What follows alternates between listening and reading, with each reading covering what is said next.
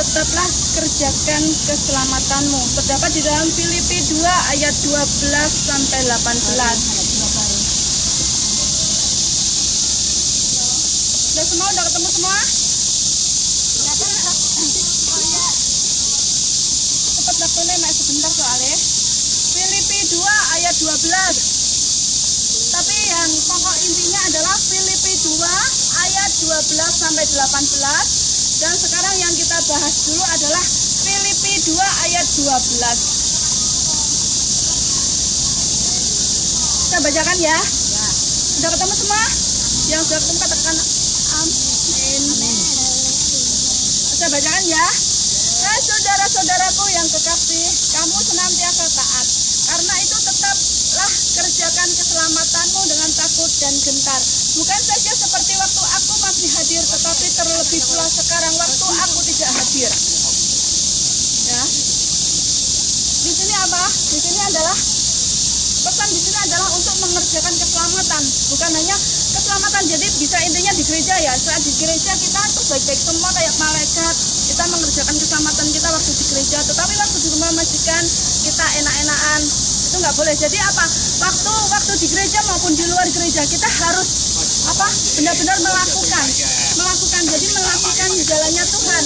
Jangan hanya melakukan jalannya Tuhan saat di gereja aja, tetapi waktu di rumah nggak ada teman-teman gereja yang tahu. Jadi kita seenaknya aja. Ini ya, minggu ini kita akan membahas doktrin pengajaran. Hari-hari ini kita banyak membahas di dalam pool mengenai kedatangan Tuhan Yesus kedua kali yang sudah sangat dekat. Siapa yang percaya kalau Tuhan Yesus sudah mau datang? Amin. Sangat-sangat dekat dan mau. Intinya nggak tahu ya kurang berapa detik ya, pokoknya Tuhan Yesus sudah mau datang. Juga mengenai surga dan neraka, semuanya udah membaca kesaksian tentang surga dan neraka kan? Sudah. Tadi ada apa? Ada fotokopian selebaran yang ya dibagi kalau ada yang mau. Ada tentang surga dan neraka. Semua ini harus dipahami dalam konteks yang benar dan dalam pemahaman yang baik mengenai keselamatan. Bapa di surga menunjukkan kasih-Nya yang luar biasa kepada kita dengan memberikan Yesus Kristus untuk mati ganti dosa-dosa kita. Siapa yang percaya kalau dosa-dosa kita telah dihapus? Amin. Itulah Bapa kita begitu mengasihi kita ya, sehingga memberikan satu-satunya anaknya yang tunggal. Bayangkan seorang bapak hanya punya satu anak, di saat dia menyembah itu dia tuh nggak tahu ya hati bapak itu kayak apa ya pada kita, sampai anaknya yang disayangi dikasih diserahkan pada kita untuk menebus dosa kita. Kalau membayangkan kita sendiri ya, anak kita satu-satunya itu yang kita sayang. Dong kita aja ya kalau anak kita mempunyai anak yang kita sayang, terus tiba-tiba aja sakit, kita di sini ya tahu anak kita sakit kita aja sedih ya. Apalagi bapak kita yang di surga sana hanya satu anaknya, hanya satu anaknya itu dicerahkan pada kita saudara-saudara. Allah kita benar-benar dasar. Sehingga siapa yang percaya kepada Yesus tidak binasa melainkan meroleh hidup yang kekal. Amin. Amin. Ini terdapat di dalam Yohanes 3 ayat 16. Mbak Asri baca Yohanes 3 ayat 16. Yohanes 3 ayat 16. Karena begitu besar kasih Allah akan dunia ini. Mbak Asri nat. Karena begitu besar kasih Allah akan dunia ini, sehingga Ia telah mengaruniakan anaknya yang tunggal, supaya setiap orang yang percaya kepadanya tidak binasa melainkan beroleh hidup yang kekal. Ya. Karena begitu besar kasih Allah akan dunia ini, sehingga mengaruniakan anaknya yang tunggal, supaya semua yang percaya padanya mendapat hidup yang kekal ya. Kalau Tuhan itu begitu mengasihi dunia, bisa membayangkan gak seberapa besar kasih Allah itu pada kita, sehingga anaknya satu-satunya itu diserahkan pada kita. Seberapa besarnya? Sangat besar. Tentunya sangat besar ya saudara-saudara. Apakah saudara juga mengasihi Tuhan seperti Tuhan mengasihi kita? Amin. Sedang belajar. Amin. Untuk kita dimurnikan. Kita sama-sama belajar ya. Kita sama-sama belajar, sama-sama memahami apa kemauan Tuhan dalam kehidupan kita, agar kita dapat membalas segala kebaikan Tuhan dalam kehidupan kita saudara-saudara. Di sisi lain kita juga tidak percaya pernyataan yang mengatakan sekali selamat tetap selamat. Jadi orang Kristen itu enggak, kalau kita udah percaya sama Tuhan kan katanya kalau udah percaya sama Tuhan, ada yang bilang ya, kalau udah percaya sama Tuhan Yesus pasti selamat. Tapi itu enggak, saudara-saudara, tapi ada sesuatu hal yang harus dikerjakan, ada jalan-jalan, ada alurnya harus dilewatin, yang harus dilakukan. Hubungan antara anugerah dan keselamatan dan bagian kita sebagai orang percaya haruslah dipahami dengan baik. Yaitu satu, jadi yang harus kita pahami apa yang harus kita pahami, kalau keselamatan itu tidak diperoleh dengan tidak diyakini dengan sekali selamat tetap selamat, tetapi ada sesuatu yang harus kita ketahui dan kita pahami, yang harus kita pahami, saudara-saudara. Satu, Bapa memberikan kasih karunia keselamatan kepada manusia melalui Yesus Kristus, bukan karena usaha dan kekuatan manusia itu sendiri. Kalau orang seberang mengatakan, ya, keselamatan itu diperoleh dari apa? Perbuatan baik sama perbuatan yang amal pahala, sama itu pokoknya perbuatan baik itu ditimbang sama perbuatannya itu yang tidak baik itu, ya.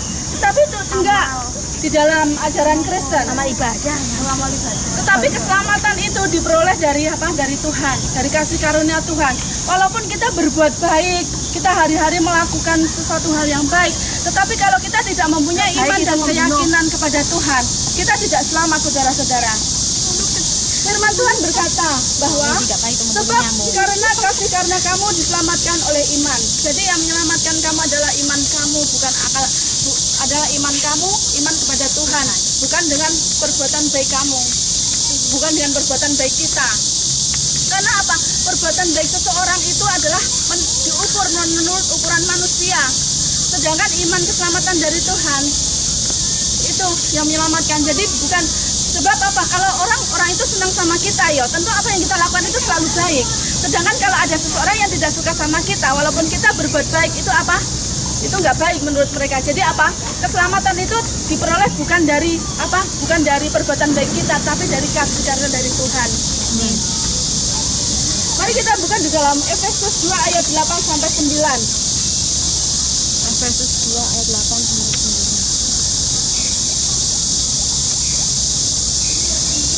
Maria Eka, sebentar. Efesus 2 ayat 8 sampai 9. Maria Eka 8, Naomi 9. Ngebut ya. Kalau ngebut waktunya saya Efesus 2 ayat 8. Salam. Sebab karena kasih karunia kamu diselamatkan oleh iman, itu bukan hasil usahamu tetapi pemberian Allah. Naomi. Itu bukan hasil pekerjaanmu. Jangan ada orang yang memegahkan diri. Ini. Jadi keselamatan itu bukan dari kita sendiri, bukan dari perbuatan kebaikan kita.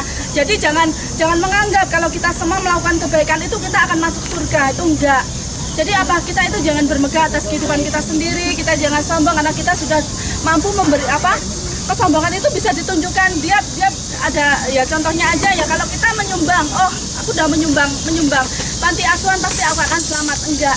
Jadi perbuatan baik itu tidak memberi keselamatan, tetapi kasih karunia dari Tuhanlah yang menyelamatkan kita.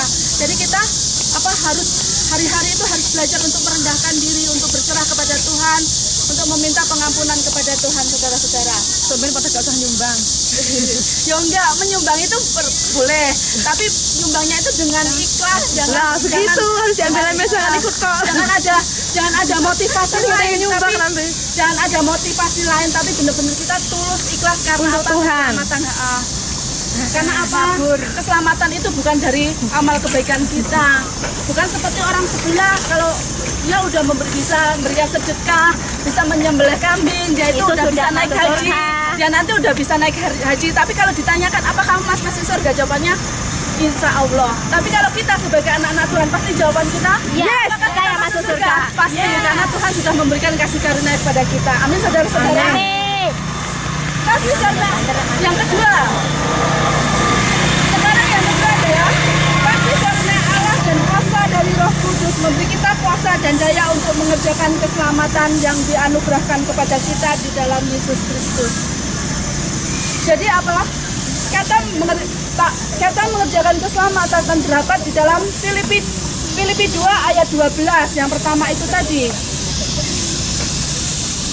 Filipi 2 ayat 12. Mbak lihat? Filipi 2 ayat 12. Yang pertama tadi, bahwa waktu itu kamu tanpa Kristus Hai saudara-saudaraku, Filipi 2 ayat 12. Itu Efesus. Waktu itu Filipi ya. Filipi 2 ayat 12. Hai saudara-saudaraku yang kekasih, kamu senantiasa taat, karena itu tetaplah kerjakan keselamatanmu dengan takut dan gentar. Bukan saja seperti waktu aku masih hadir, tetapi terlebih pula sekarang waktu aku tidak hadir. Amin. Jadi itu mengerjakan keselamatan itu di mana aja ya saudara-saudara, nggak waktu di gereja, nggak waktu kom saat full kayak gini, waktu kom atau waktu doa-doa bareng-bareng. Tetapi keselamatan itu dikerjakan dimanapun kita. Nggak lihat keadaan, nggak itu lihat kita di saat kita terdesak, di saat kita ada masalah. Tetapi keselamatan itu harus tetap kita kerjakan, kita jalankan saudara-saudara. Bukan untuk memperoleh keselamatan. Ini ya, kata mengerjakan keselamatan dalam Filipi 2 ayat 12 bukanlah untuk memperoleh keselamatan. Jadi di dalam ayat ini, hai saudara-saudaraku yang kekasih, kamu senantiasa taat, karena itu tetaplah kejar keselamatanmu. Jadi dalam ayat ini kita itu tidak mendapatkan keselamatan, tetapi ayat ini memerintahkan kita untuk berjalan atau untuk mengerjakan keselamatan. Amin. Jadi keselamatan itu tidak hanya kita peroleh, tetapi kita juga harus mengerjakan, kita harus mengejar keselamatan itu.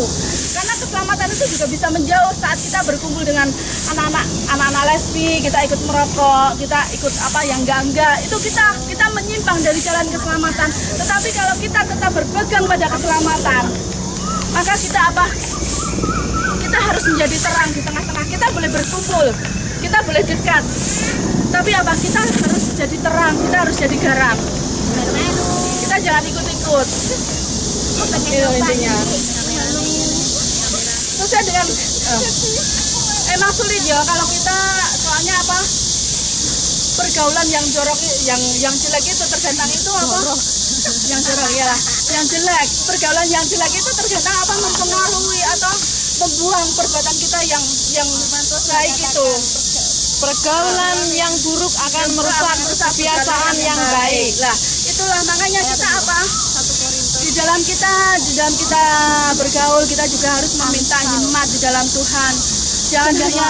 Jangan hanya bergaul, tetapi kita sebelum kita bergaul, sebelum kita melangkah, sebelum kita merangkul seorang teman, kita juga harus meminta hikmat dari Tuhan. Apakah itu benar-benar jiwa dari kiriman dari Tuhan? Kalau emang Tuhan yang mengirimkan kita untuk berkumpul di tempat itu, untuk masuk dalam itu, mintalah Roh Kudus untuk selalu menuntun kita. Karena tanpa tuntunan Roh Kudus kita tidak akan mampu untuk masuk di dalam pergaulan yang seperti itu ya. Soalnya apa? Lucifer itu mencari celah, setan itu mencari celah, Mengaum-ngaum sekeliling kita. untuk apa? Untuk masuk ke dalam hati kita. Jadi kita juga harus waspada. Jadi senjata perang itu juga harus selalu kita pakai. Perlengkapan senjata Allah itu saudara-saudara. Dengan kekuatan sendiri tentu hal ini tidak mungkin. Itulah sebabnya ketika seseorang menerima keselamatan daripada Kristus, terlebih lagi dibaptis Roh Kudus, maka kasih karena Allah dan kuasa Roh Kuduslah yang bekerja dalam diri orang tersebut. Amin. Kita baca di dalam Filipi 2 ayat 13. Filipi. Ayat 13. Mbak Mary tadi. Karena Allah lah yang mengerjakan di dalam kamu baik.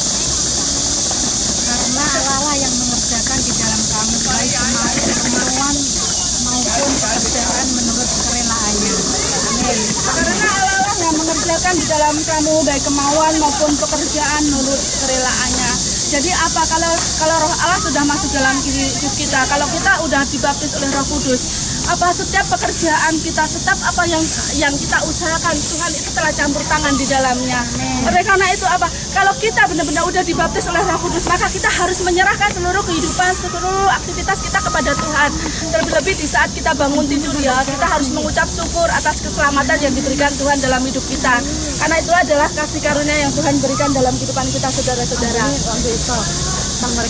Petunjuk apa yang harus kita lakukan dalam rangka mengerjakan keselamatan yang Allah anugerahkan? Ini ada 1, 2, 3, 4, 5, 6. Ada 8 petunjuk yang harus kita lakukan untuk mengerjakan keselamatan yang dianugerahkan Allah dalam kehidupan kita. Yang pertama, ikuti apa yang Roh Kudus inginkan. Jadi kita harus berdoa pada Tuhan. Apa yang Roh Kudus itu inginkan dalam kehidupan kita, apa yang harus kita kerjakan ya. Contohnya itu ya, kemarin itu kesaksian saya ya, kalau suruh mengerjakan tiba-tiba ada kayak ada antena ya, ting suruh mengerjakan itu. Tetapi tiba-tiba nggak aku kerjakan, terus tiba pulang-pulang majikanku marah lah itu. Jadi kita itu harus peka, dari sekarang kita itu belajar membuka hati kita peka dengan suara Tuhan. Ini terdapat di dalam ayat Filipi 2 ayat 13, saudara-saudara. Itu tadi ikuti apa yang Roh Kudus inginkan. Saya baca ya, itu tadi dibaca Mbak Maria tadi, karena Allah lah yang mengerjakan di dalam kamu baik kemauan maupun pekerjaan menurut kerelaannya. Jadi setiap pekerjaan kita, apapun yang kita lakukan, Tuhan yang bekerja dalam hidup kita, saudara-saudara. Amin. Terus yang kedua adalah langkah yang kedua, jangan melakukan keinginannya dengan bersungut-sungut. Terdapat di dalam ayat yang 14, Filipi 2 ayat 14. Bacakan ya. Lakukan segala sesuatu dengan tidak bersungut-sungut dan berbantah. Jadi di saat kita melakukan pekerjaan Tuhan, di saat kita melakukan apapun, kayak piket ya, kayak contohnya piket aja, saat piket, saat ngepel, kita jangan udur-uduran, ayolah awakmu ngerjain iki, awakmu ngerjain, jangan, tapi kita benar-benar melakukan dengan ikhlas, jangan dengan paksaan. Amin. Jadi kita harus melakukan dengan ikhlas dengan bagian kita. Ya, baik Tuhan. Jangan kalau hanya kita piket bagian depan lalu di bagian depan, tapi di tengah ada satu yang kotor, di bagianku itu bagian anak tengah. Jadi kita sama-sama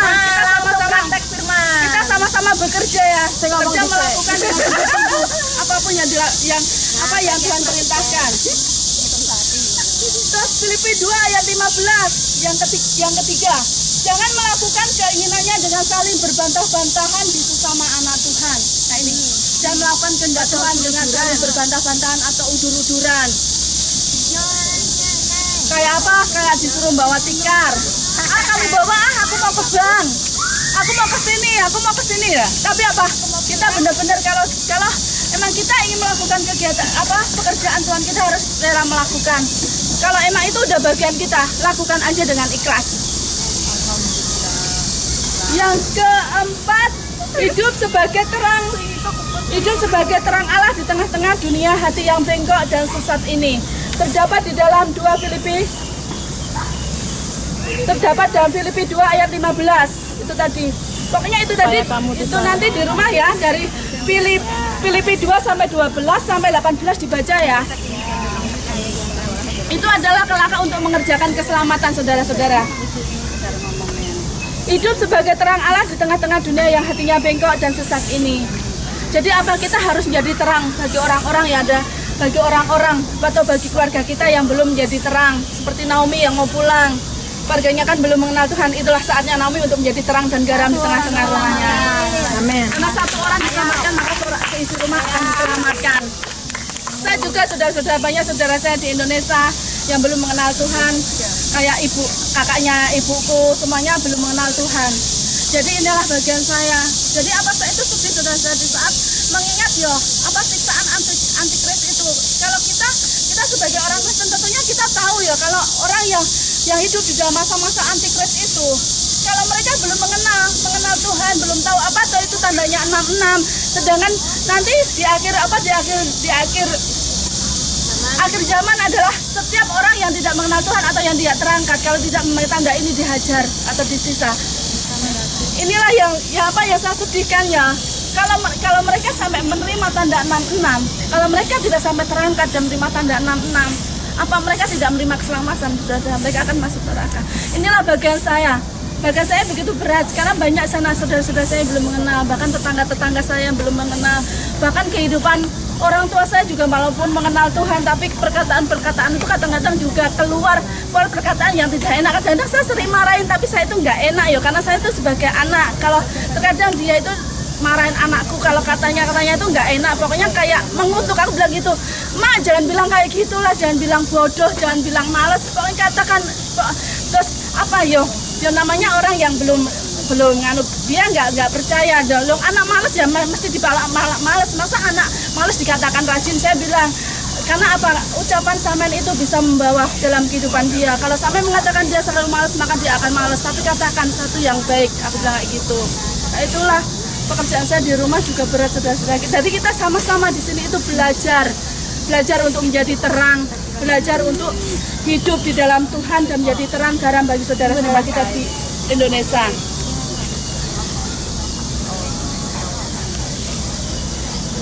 Yang keenam adalah pegang firman Tuhan. Terdapat di dalam Filipi 2 ayat 16. Filipi 2 ayat 16. Sambil berpegang pada firman kehidupan agar aku dapat bermegah pada hari Kristus, bahwa aku tidak percuma berlomba dan tidak percuma bersusah-susah. Jadi apa? Jadi kita harus berpegang pada firman Tuhan. Supaya apa? Di saat Tuhan datang kedua kalinya, kita sama-sama terangkat dengan Tuhan, kita masuk di surga dan kita selalu memuji dan memuliakan nama Tuhan. Sering saya membayangkan kerajaan, kalau kerajaan kan masih ada, habis pengangkatan kan masih ada kerajaan 1000 tahun ya.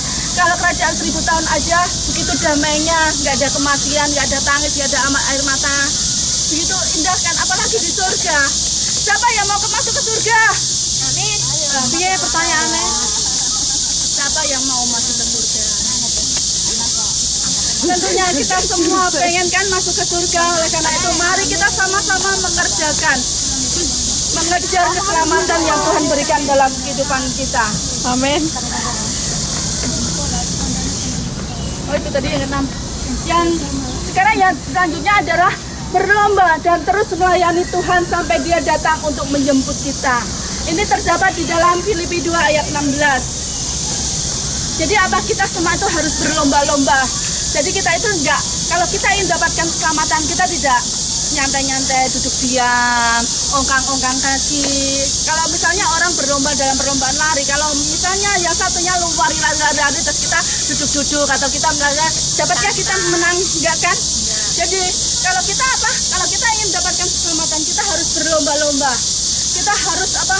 Terus melayani Tuhan, jangan melayani cuma hanya di Hong Kong saja, tetapi kita harus juga belajar untuk melayani di Indonesia. Kalau kerinduan saya, kalau saya enggak besar-besar, saya ingin apa? Mengajar sekolah minggu, itu yang saya ingin. Oh, kerinduan saya besar, seluruh kami bertobat mengaku Yesus adalah Tuhan. Amin. Kalau saya ingin sekali untuk mengajar sekolah minggu di gereja saya itu. Belum saya ingin diajar dulu saya. Makanya sekarang kita belajar di sini. Terus yang ketujuh, ini yang ketujuh, siap bayar harga dalam mengikut Kristus. Siap bayar harga terdapat di dalam Filipi 2 ayat 17, saudara-saudara. Siap bayar harga. Tentunya kita semua kalau pengen makan yang enak, pengen mendapatkan sesuatu yang indah, kita harus bayar harga kan? Bayar uang. Nah, makanya itu. Kalau kita juga ingin mendapatkan keselamatan, coba praktek ayo kalau kita ingin mendapatkan keselamatan dari Tuhan, jadi kita juga harus bayar harga, saudara-saudara. Tentunya saudara udah membacakan Alkitab apa dalam perintah Tuhan yang ke-10 itu, hormati bapamu, jangan menyembah patung itu kan. Pokoknya melakukan kehendak Tuhan. Melakukan kehendak Tuhan. Jadi kalau kita ingin mendapatkan keselamatan dari Tuhan, jadi kita harus dapat memikul salib.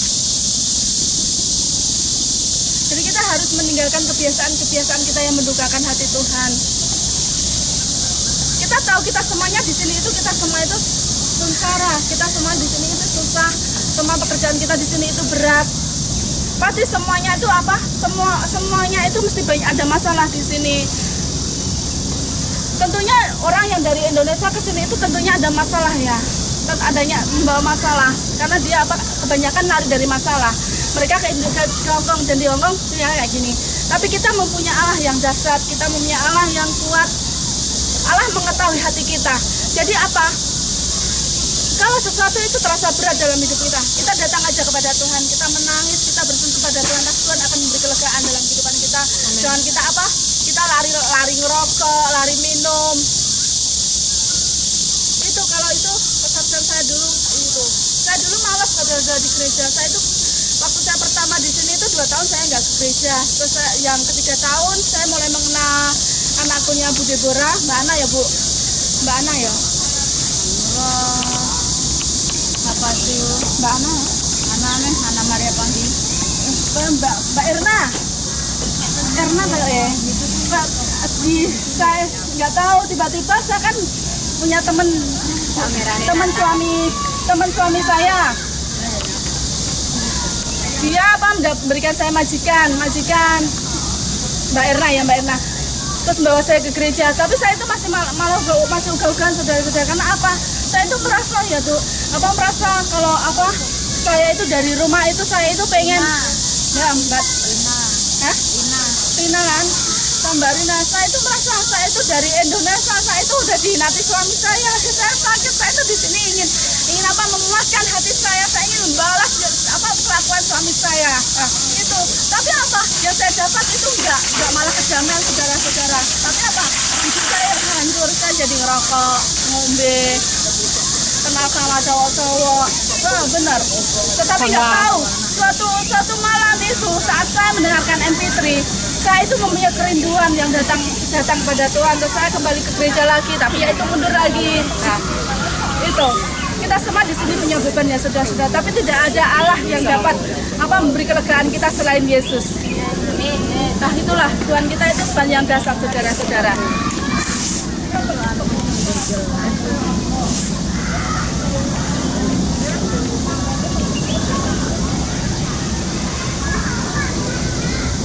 Lalu yang terakhir maksudnya langkah-langkah itu ya, bersukacita dan mengucap syukur baik atas diri sendiri maupun saudara-saudara kita seiman lainnya.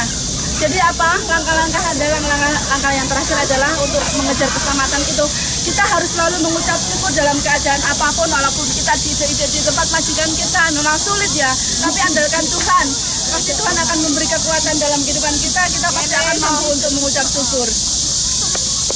Terus yang ketiga adalah itu tadi yang harus kita pahami. Itu tadi yang kedua ya. Yang ketiga adalah kita mengerjakan keselamatan kita agar hidup kita terus bertumbuh semakin lama semakin serupa dengan Kristus. Siapa yang mau serupa dengan Kristus di antara saudara-saudara semua? Serupa dengan gambaran Kristus. Mengerjakan keselamatan juga memiliki pengertian mengikuti teladan Kristus. Teladan utama yang Yesus Kristus tunjukkan selama dia ada di muka bumi ini adalah taat kepada Bapa ya. Tuhan menyuruh dia menyerahkan hidupnya, dia serahkan walaupun takut, tentunya takut waktu dia doa di Gunung Getsemani kan ada seperti darah itu kan, keringat yang seperti darah itulah, seperti peluh-peluh dia takut, darah, ya itu darah. Betulnya itu keringat, tapi keringat itu berupa darah karena begitu takut jadi pori-pori dia itu membengkak. Dia itu juga manusia saudara-saudara. Waktu Tuhan hidup di dunia itu dia itu juga manusia, dia itu Tuhan juga manusia, jadi dia juga punya rasa takut, punya rasa sakit seperti kita saudara-saudara. Ini ya, teladan utama yang Yesus Kristus tunjukkan selama dia ada di muka bumi adalah ketaatnya kepada Bapa dan keinginannya untuk melakukan apa yang Allah kehendaki. Bahkan hingga ke kayu salib sebagai orang percaya yang lahir baru, kita diciptakan kembali dalam Kristus untuk melakukan kehendak Bapa. Semakin kita melakukan kehendak Bapa, semakin kita bertumbuh ke arah Kristus. Jadi saudara, semakin kita melakukan kehendak Bapa, keinginan Bapa atau semua yang di dalam Alkitab, maka kita akan menyerupai kehidupan Kristus. Jadi kita nanti bisa bersama-sama dengan Kristus terangkat ke surga, bersama-sama memuji memuliakan namanya, bisa setiap hari bertatap muka, bisa berbincang-bincang. Senang ya tentunya berhadapan dengan Bapa kita. Mari kita dibaca selfie Pak ketemu. Mari kita buka di dalam Efesus 2 ayat 10. Efesus 2 ayat 10. Mbak Rani rumoso. Mbak Rani di pintu surga selfie dhisik. Mbak Rani, Efesus 2 ayat 10. Karena kita ini buatan Allah, diciptakan dalam Kristus Yesus untuk melakukan pekerjaan baik yang dipersiapkan Allah sebelumnya. Ia mau supaya kita hidup di dalamnya. Amin. Amin. Ya. Tuhan mau agar kita itu hidup di dalamnya. Jadi itu tadi ya, hidup melakukan kehendaknya, melakukan apa yang Tuhan kehendaki dalam kehidupan kita saudara-saudara. Yang keempat, mengerjakan keselamatan adalah hal yang sangat penting sehingga kita harus melaksanakannya dengan takut dan gentar. Jadi keselamatan itu sangat penting saudara-saudara, sehingga kita itu harus melakukannya dengan takut dan gentar. Ingatlah bahwa Bapa memberikan anugerah keselamatan dalam Yesus Kristus. Kita tidak hidup dalam ketakutan dan kebenaran karena Tuhan telah menyelamatkan kita. Jadi sebagai anak pemenang kita itu harus berani. Jangan kita mengkeret di dalam menjalani hidup ini, tapi kita harus bangkit, harus maju, harus kuat. Iya, mengkeret loh, takut kan mengkeret gini kan. Karena Tuhan telah menyelamatkan kita, tetapi kita harus takut dan gentar akan kebenaran firman Tuhan, sehingga kita menjauh dari semua perbuatan jahat iblis. Jadi kita harus menjauh dari keinginan-keinginan daging kita, memuaskan diri kita. Di saat ke gereja kita tidak datang, tetapi sebaliknya di saat waktu libur, di saat ada ibadah, kita mengikuti ibadah itu. Karena apa? Karena suatu saat pasti ada waktu senggang untuk kita saudara-saudara untuk melakukan untuk refreshing. Jadi selama ada kegiatan di gereja di saat kita libur, kita semua harus datang di hadiratnya. Kita buka di dalam Yesaya 66 ayat 2. Yesaya 66 ayat 22.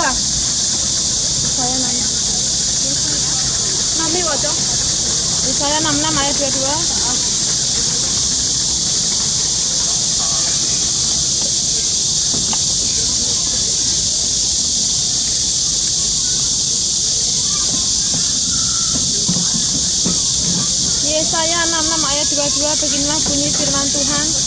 Sebab sama seperti langit yang baru. Yesaya 66 ayat 2. Oke, ayat 22. Yesaya 66 ayat 2.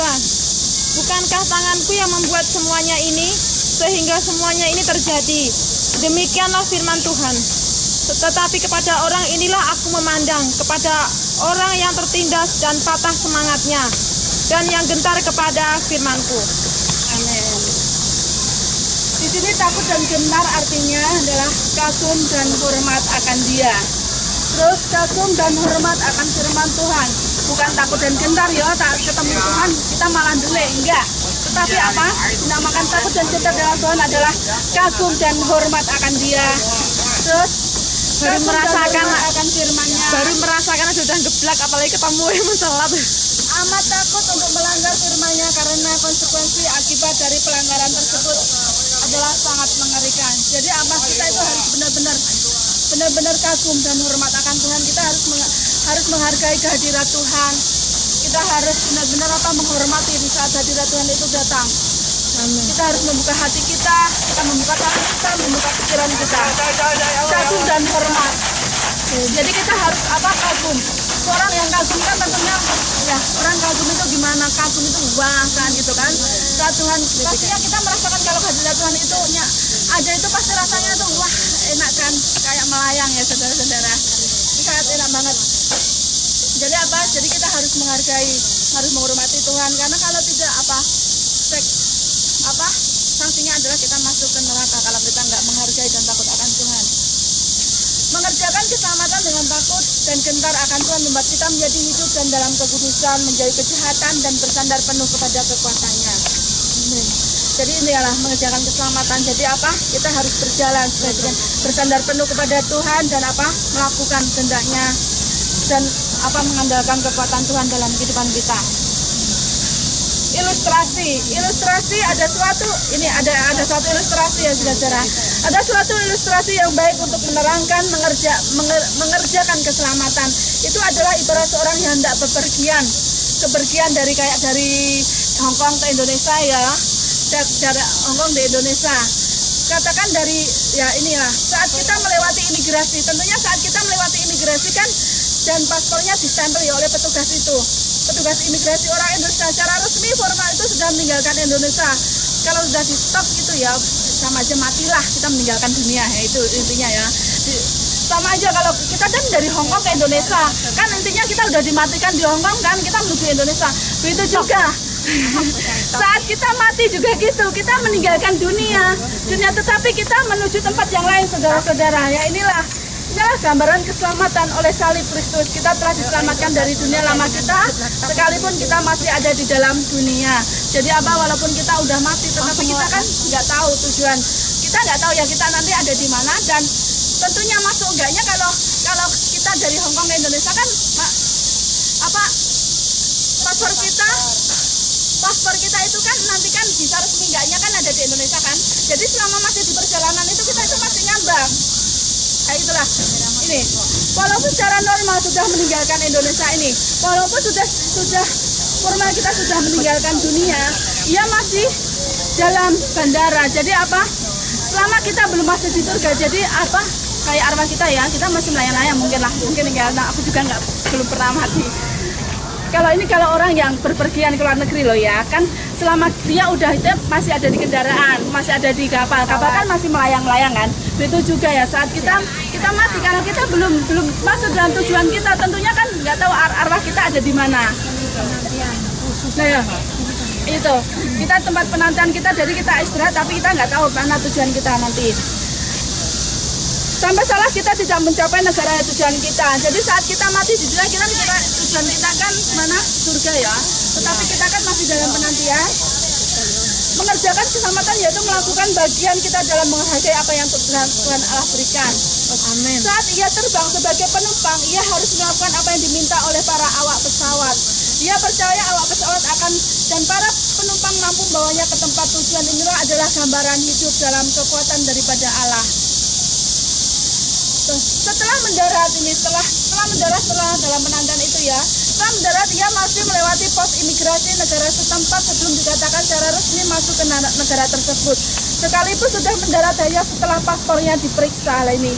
Setelah segala perbuatan kita, segala apa yang kita lakukan di dunia itu diperiksa, maka kita akan diizinkan menyatakan resmi masuk ke negaranya atau ke dalam surga ini.